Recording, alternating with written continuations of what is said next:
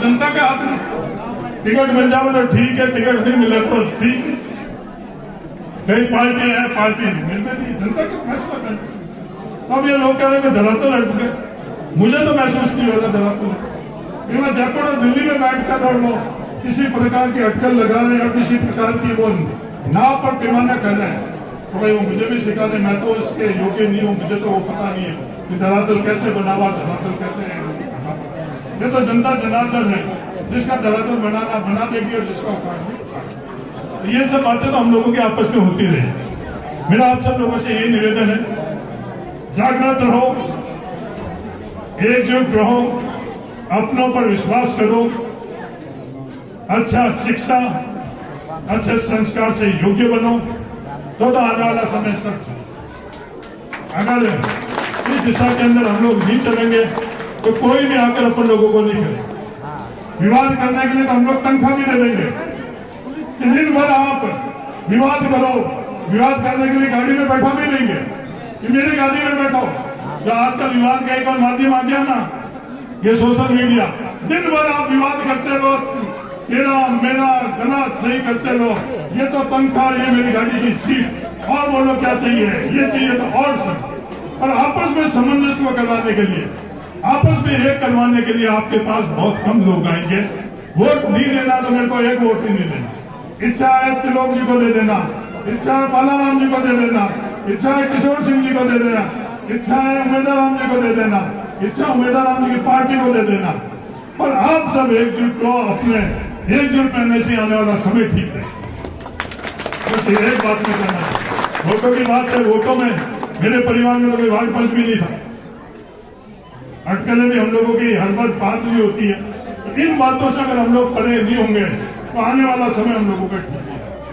शिक्षा के लिए हमारे बच्चों को तो हम अच्छी से अच्छी शिक्षा देते हैं मेरे, और ये नियम कायदा हम लोगों पर भी लागू है, पर उसको हम लोग कैसे रहिए हम लोगों पर निर्भर करता है। उमेदवार राम जी ने जब तक चुनाव नहीं लड़ा, ये चुनाव शुरू हो गई, उससे पहले तक तो हम लोगों के बहुत अच्छा संबंध थे, व्यवहार थी, बातचीत थी। चुनाव लड़ने के बाद उमेदवार राम जी को तय करना, मेरे को तय करना, और मेरा तय हो गया था टिकट।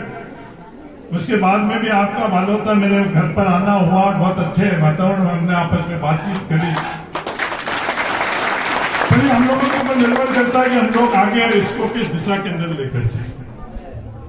हम लोगों को फर्क नहीं पड़ता है, पर हमारे से जुड़े हुए लोगों को फर्क पड़ता है। विवाद से कभी भी कोई भी समाज, कोई भी इलाका आगे नहीं बढ़ा, ये इतिहास करता है। और जब से मानव की उत्पत्ति हुई उस समय से आज तक का इतिहास ये कहता है, अपवाद कोई भी नहीं है। सिकंदर भी जो सबसे ताकतवर था वो भी अपवाद नहीं रहा। अगर हम लोगों के जहन में ये बात रही कि हम लोग अपवाद रहने विवादों से हम लोग को की, अगर कहीं भी गलत है तो हम लोग गलत रही। अगर हरीश चौधरी कहीं गलत है तो कहने की आवश्यकता नहीं, वो गलत रहेगा।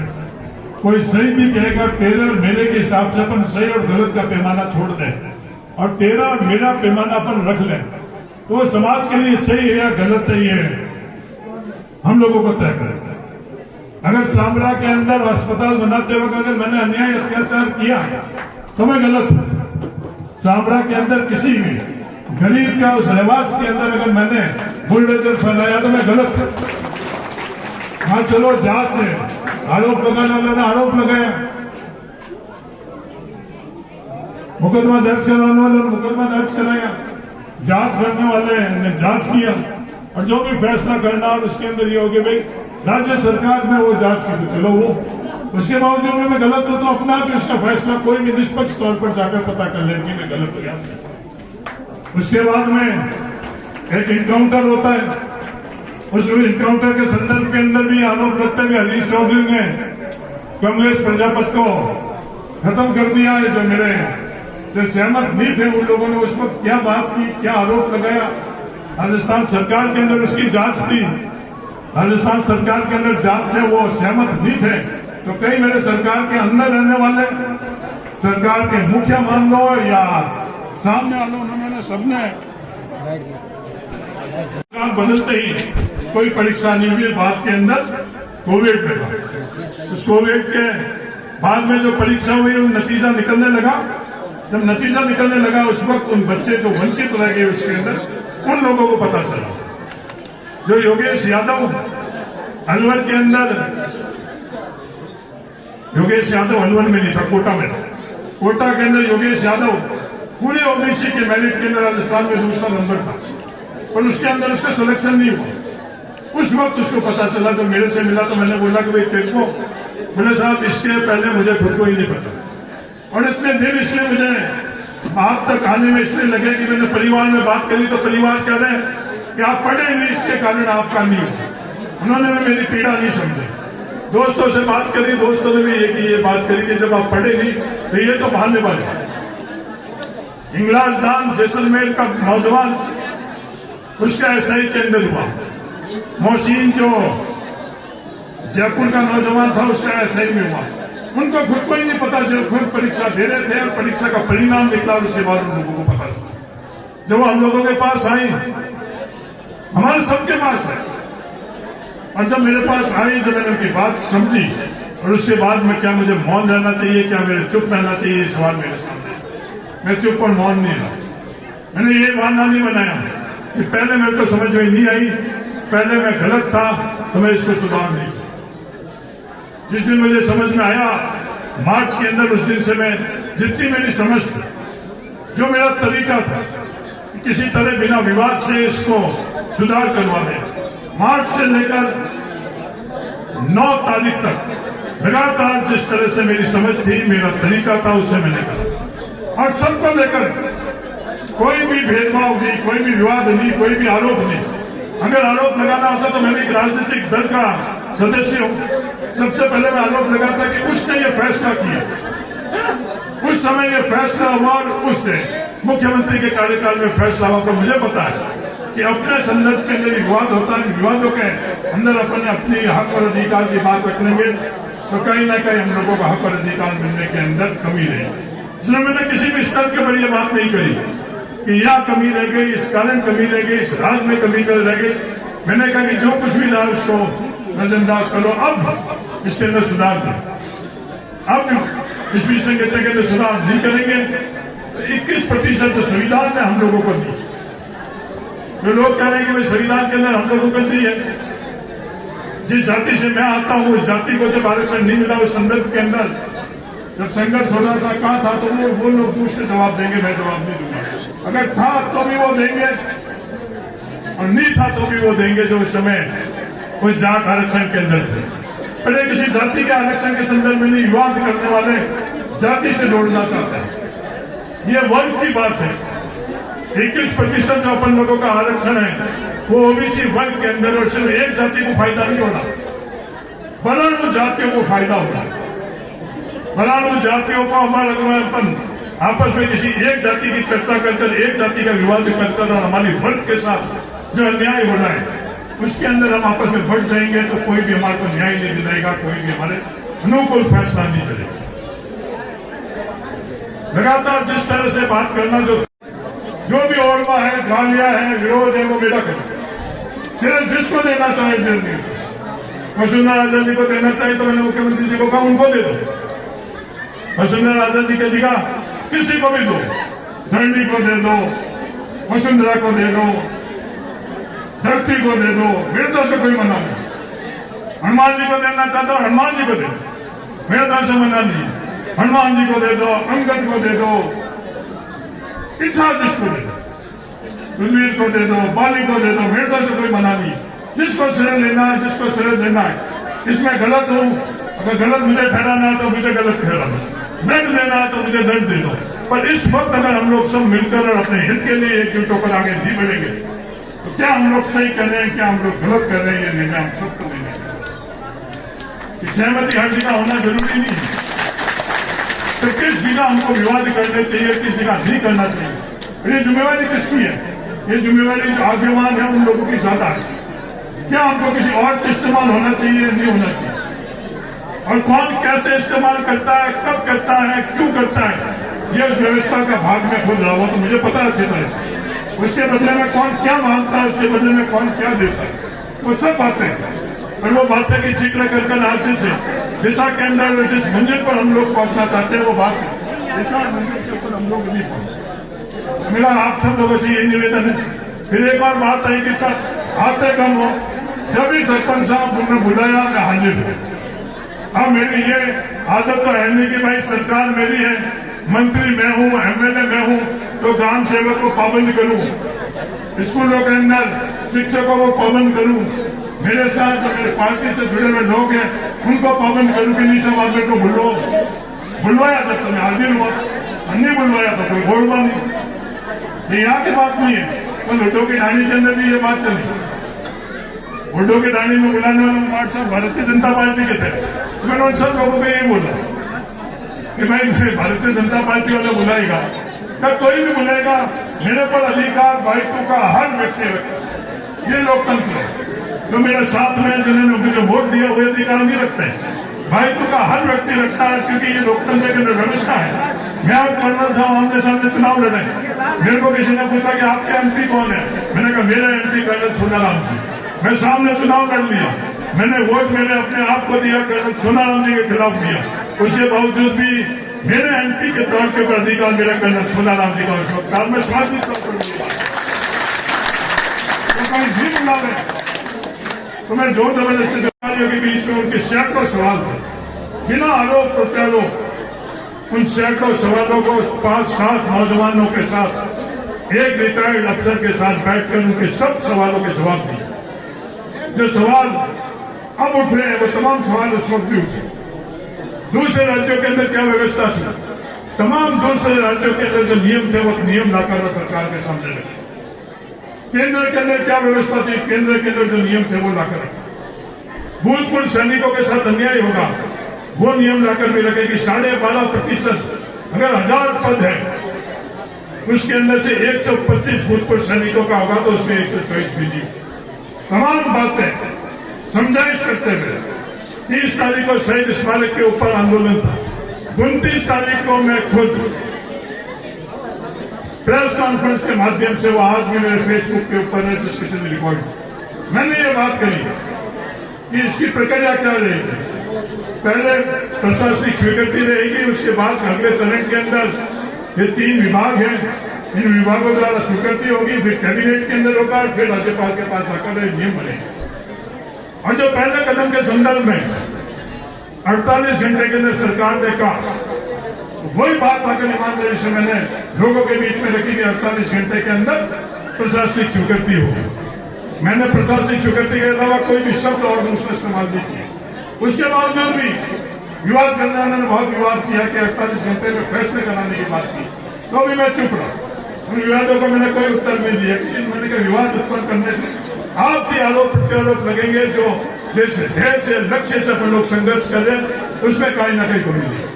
समझदार लोग, बड़े लोग, ज्ञानी लोग, संघर्षशील लोग, उन्होंने विवाद किया कि 48 घंटों के अंदर कहा था, कहाँ गया 48 घंटे, वो ये बात भूल गई। क्या पता तभी में उन्होंने बात की, तो भी मैंने वो बात को सहज की, मैंने नजरअंदाज किया। लगातार मैं मुख्यमंत्री के पास गया और कोई काम नहीं बोला, मैंने कैबिनेट बुला और कैबिनेट के माध्यम से ये फैसला 9 तारीख को जब मुख्यमंत्री ने कैबिनेट बुलाकर डेफर किया तो मुझे निर्णय लेना था। क्या उस पद की छत्र छाया के अंदर मैं मौन रहूं, चुप रहूं, या जो हजारों लाखों विवाद होते रहेंगे, हम लोगों के आपस में नहीं बनती, नहीं बनती। जब कभी भी हमारे बोर्ड के ऊपर बनेंगे तो किसी को पूछेंगे नहीं कि हमारी बनती। अमेरिका और वियतनाम की नहीं बनी तो नहीं बनी, आपस के अंदर अमेरिका और वियतनाम की बनी तो किसी को पूछा, वहां से आर्मी निकाल दी। अफगानिस्तान और अमेरिका के अगर नहीं बनी तो नहीं बनी, अमेरिका ने अफगानिस्तान से आर्मी निकाली तो किसी को पूछा, दुनिया में किसी से नहीं पूछा, अपने आप ही समझौता कर लिया, अपने आप ही वो आर्मी को वहां से निकाल दिया। नहीं बनती, नहीं बनेगी तो नहीं बनेगी, कई लोगों से बनेगी तो बनेगी, और जब सहमति होगी बन भी जाएगी। तो हम लोगों की आपस की असहमति को क्या विवाद के तौर के ऊपर किसी और के मंशा में इस्तेमाल होना चाहिए या नहीं होना चाहिए, ये निर्णय हम लोगों को होना चाहिए। लोग कहने के साथ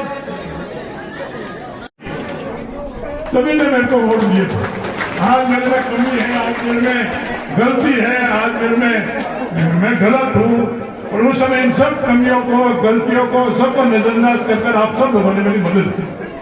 और उस वक्त जब एमपी था और जब केंद्र सरकार के अंदर शिक्षा नीति के संदर्भ में फैसला हो रहा था कि 8वीं तक के स्कूल के अंदर परीक्षा के प्रावधान की पाबंदी हटानी चाहिए, तो सरकार के अंदर भी मैंने उस बात को जितना मेरे से यथासंभव हो सके मैंने वो बात रखी।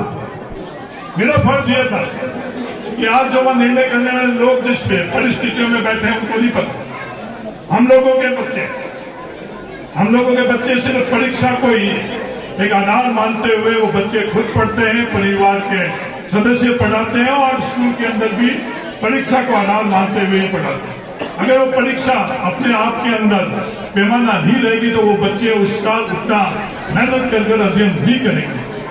तो वो मेरे को जहां कहेंगे उसके संदर्भ के अंदर मेरे को बात रख दी थी। मैंने बात हर बार आप बात रखो तो एक तय नहीं है कि आप सफल ही।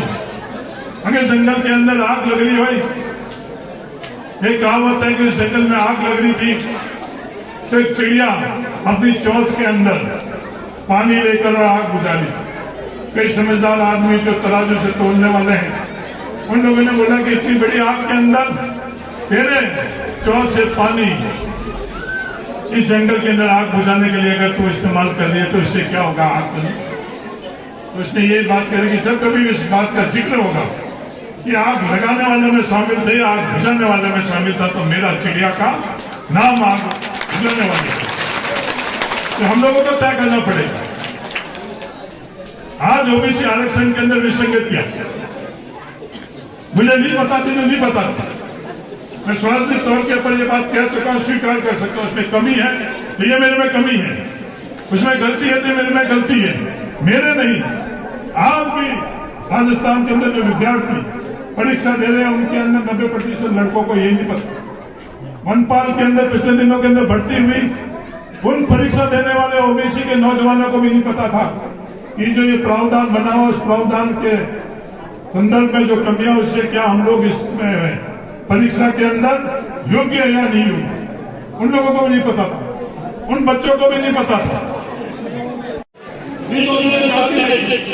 धर्म देखा, अपनी विचारधाराएं पूरे देश के सोना से जुड़े हुए जो समाज वो तमाम लोग देश के अंदर एकजुट होकर उसका विरोध किया और वो सरकार ने रिपोर्ट कितने हम लोगों को विवाद करना है तो विवाद हर बात के अंदर दो मत हो सकते। ईडब्ल्यूएस का भी रिजर्वेशन हुआ, ईडब्ल्यूएस रिजर्वेशन के अंदर जो आधार रखा गया कि आर्थिक कारणों से जो कमजोर लोग हैं वो लोगों को आरक्षण, पर ये विवाद करने वालों के ऊपर निर्भर करता है कि वो आर्थिक पैमाना क्या तय करेगा। अगर वो 1 लाख करेंगे तो 1 लाख रुपए तक की जो आर्थिक सीमा उन लोगों को वो है अधिकार मिलेगा। 4 लाख करते तो उन लोगों को मिलता। ये गरीबी का निर्धारण करने का पैमाना 1 लाख करना था, 4 लाख करना था, 8 लाख करना था, तो तय करने वालों ने 8 लाख तय किया। शहरों के अंदर प्लॉट होना, उस प्लॉट होने को भी उस पैमाने के अंदर शामिल किया कि अगर प्लॉट होगा तो भी इसकी पाबंदी नहीं है। पर किसी ने विवाद किया, हर पार्टी के लोग थे, हर तरह के जनप्रतिनिधि के लोग थे, हर जाति के थे, हर वर्ग के थे। मैंने तो कहीं भी विवाद नहीं सुना। कोई अखबार में विवाद आया, कहीं आपस की चर्चाओं में विवाद आया, किसी भाषण में विवाद आया, कहीं भी विवाद नहीं आया। फिर जब अपने हित की बात होती है उस वक्त ये विवाद क्यों होता है? अपने संदर्भ में विवाद क्यों होता है? कहां से तय होता है और क्यों किया जाता है? ये सबसे बड़ा सवाल है। जो गलत है वो गलत रहेगा, उसको कोई भी दुनिया की ताकत सही नहीं सिद्ध कर सकती है। तेरे मेरे के हिसाब से अपन किसी को भी सही कर सकता है, किसी को गलत कर सकता। अगर मैं गलत हूं तो शामला के अंदर भी मेरे खिलाफ कार्रवाई हो, अगर मैं गलत हूं तो कमलेश प्रजापत के अंदर भी हो। अगर मैं जाट आरक्षण में शामिल नहीं था तो उस वक्त के लोग और हर व्यक्ति अच्छी तरह से जानता है। तो गलत सही का निर्णय इस लोकतंत्र के अंदर करने का हर किसी को अधिकार है। और हम लोगों को यह तय करना पड़ेगा कि हम लोग एकजुट होकर और किस दिशा में जाए, क्योंकि सबसे महत्वपूर्ण किसी वर्ग के लिए, किसी क्षेत्र के लिए होती है वो जागृति होती है। और ये जागृति क्या है? ये जागृति है सही और गलत के अंदर फर्क है। सही और गलत के अंदर अगर हम लोग फर्क नहीं करेंगे तो हम लोग जागृत रहे, समाज एकजुट होकर उस दिशा के अंदर नहीं जाएगी। और जिस तरह का वातावरण बनता है अड़ोस पड़ोस के अंदर उस वातावरण से